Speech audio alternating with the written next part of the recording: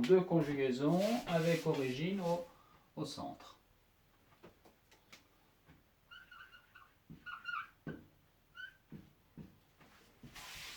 Pour pouvoir faire ceci, pour pouvoir démontrer ça correctement, on a besoin donc, imaginez, vous avez un triangle quelconque avec A, B, C. Donc ici, vous avez l'angle en A, l'angle en B, l'angle en C.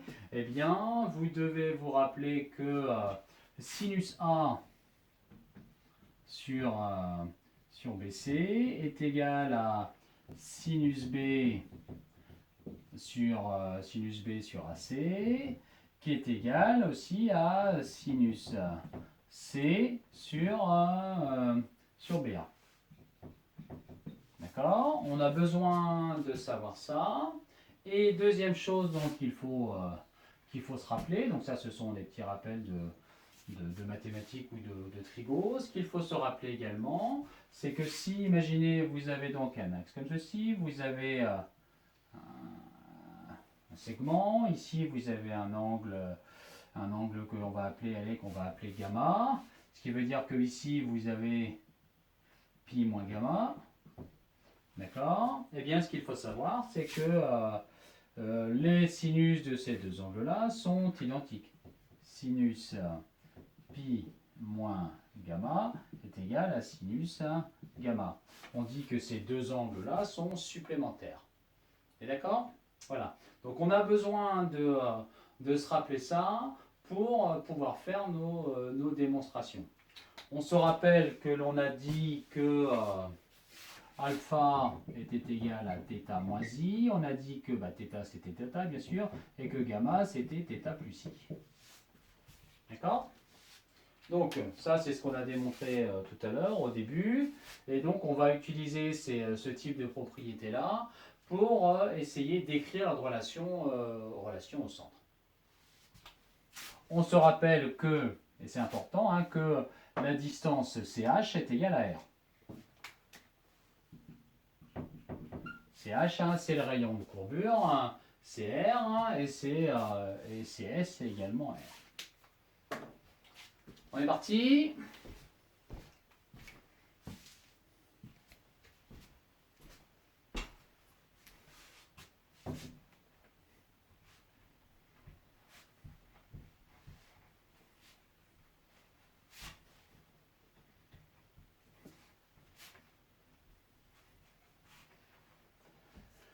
Alors, qu'est-ce que l'on peut écrire? Donc, on peut écrire par exemple que dans le triangle, on va travailler dans le triangle ACH.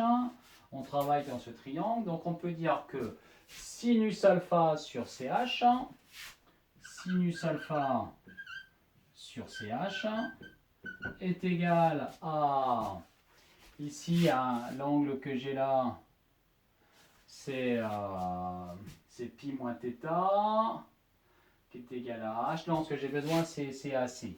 Donc c'est I est égal à sinus I sur AC. Alors pourquoi je prends sinus I? Parce que comme j'ai demandé une relation de conjugaison avec origine au centre, et bien du coup, je prends CA parce que du coup, CA, AC, je retrouve en tout cas la position du centre. Si je prends maintenant le triangle CA', CA'H, donc CA'H, si je prends ce triangle-là, d'accord, donc ça c'est ma première relation, ça c'est petit 1, petit 2, donc on va faire la même chose. Si je veux CA', pour avoir CA', eh bien j'ai sinus I encore, donc j'ai sinus I sur CA', qui est égal à quoi?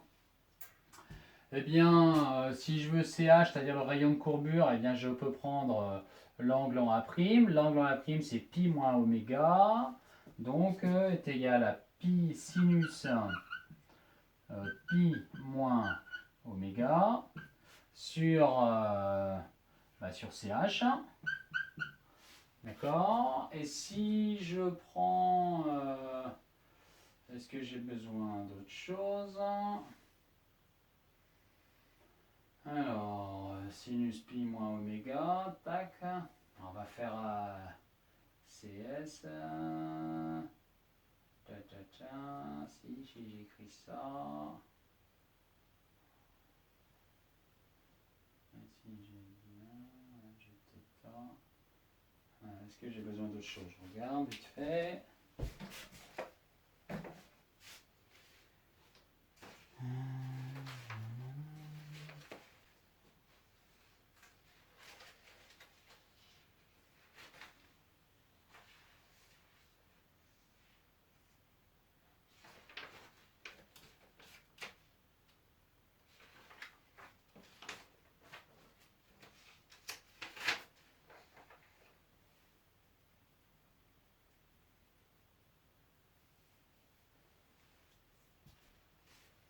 Alors, non, on va partir avec ça.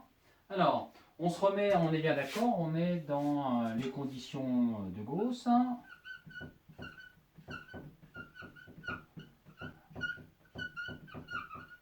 Conditions de Gauss, ça veut dire en tout cas que les angles sont petits. Et lorsque les angles sont petits, eh bien, ça veut dire qu'on peut considérer que le sinus d'un angle, sinus alpha par exemple, est approximativement égal à alpha. D'accord? On sait donc qu'on va remplacer tout ça, ce qui veut dire que l'on va avoir comme égalité alpha sur CH. On va donc avoir alpha sur CH qui est égal à I sur AC, qui est égal à I sur AC. Ça, c'est la première égalité que l'on a, tirée de là. La deuxième, donc, on a I sur CA'. On va donc avoir I sur CA' qui va être égal à pi moins oméga sur CH, qui va être égal à pi moins, je fais ça bien, pi moins oméga sur CH. D'accord? On sait que CH, c'est R, donc ça veut dire que si je fais évoluer chacune de ces deux équations, je vais donc avoir alpha sur R, alpha sur R qui est égal à I sur AC, et I sur CA', I sur CA' qui est égal à pi moins oméga sur R. Pi moins oméga sur R. D'accord? À partir de là, on a dit tout à l'heure, et j'aurais peut-être dû le faire avant, on a dit tout à l'heure que sinus de pi moins oméga était égal à sinus oméga, c'est-à-dire le sinus de deux angles complémentaires sont égaux. Et là, donc, on avait le sinus de pi moins oméga. Hein, pour avoir pi moins oméga, c'est-à-dire qu'avant on avait le sinus, donc le sinus de pi moins oméga, c'est égal au sinus oméga. On se rappelle qu'on a dit que alpha était égal à θ moins i. On a dit que oméga était égal à θ plus i. Eh bien, ce qui veut dire que à partir de ceci, je vais donc avoir en utilisant ce qui est là et ce qui est là, on va donc avoir θ moins i, ça va être ma première équation. On va donc avoir θ moins i sur R, qui est égal à I sur AC. On va avoir donc I sur CA', qui est égal à pi moins oméga, qui est égal donc sinus de pi moins oméga, c'est le sinus d'oméga. Donc ça faisait un θ plus i sur R. Donc on a ces deux équations. Donc là, Eh bien, il faut résoudre ce système de façon à exprimer CA' en fonction de AC et de mettre tout ça en valeur algébrique. D'accord? Je vous laisse réfléchir sur ça et on se retrouve dans quelques petites minutes pour repartir de là et corriger tout ça. A tout de suite.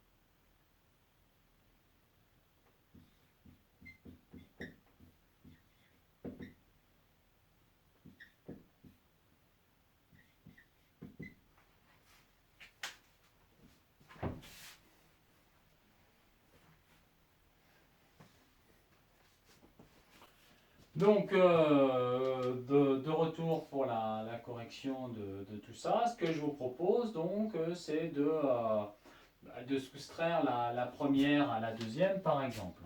Donc, θ,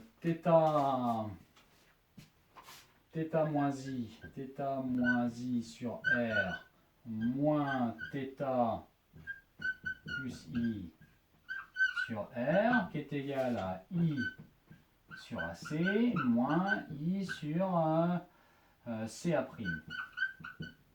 D'accord? Donc, si on enlève les parenthèses, ça va donc nous faire θ moins I moins θ plus de moins I encore sur R, qui est égal à I sur AC moins I sur CA'. Θ moins θ, ça va disparaître. Moins I, ça va nous faire moins 2I, donc ça nous fait moins 2I sur R, qui est égal donc à I sur AC moins I sur CA'. On peut simplifier par I des deux côtés.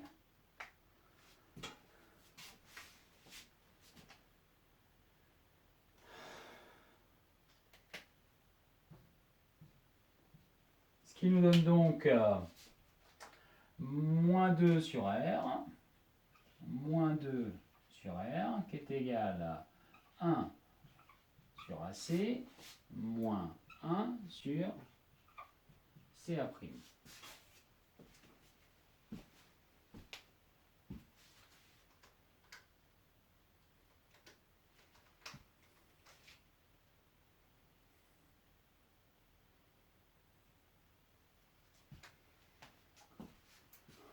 Donc, si on passe en valeur algébrique, il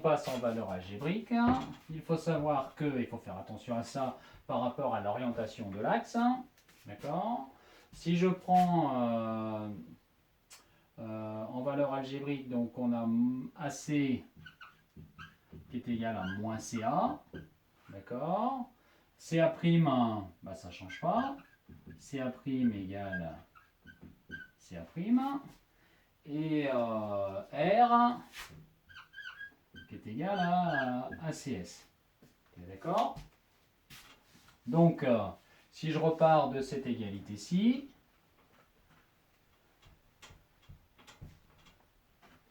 ça va donc nous faire moins 2 sur CS, qui est égal à 1 sur AC, donc il devient moins 1 sur CA. CA', c'est CA', en tout cas avec la valeur algébrique, donc moins 1 sur CA'. Donc on obtient, en supprimant tous les signes négatifs, ça nous fait 2 sur CS qui est égal à 1 sur CA plus 1 sur CA'. D'accord? Donc, pop, pop, pop. Et ben voilà. Nous avons donc ici la relation de conjugaison avec origine au centre. Ça marche, hein? Donc ça, c'est la relation de conjugaison que vous devez connaître. En tout cas, vous pouvez vérifier qu'elle est équivalente, hein, à la première relation que nous avions trouvée tout à l'heure.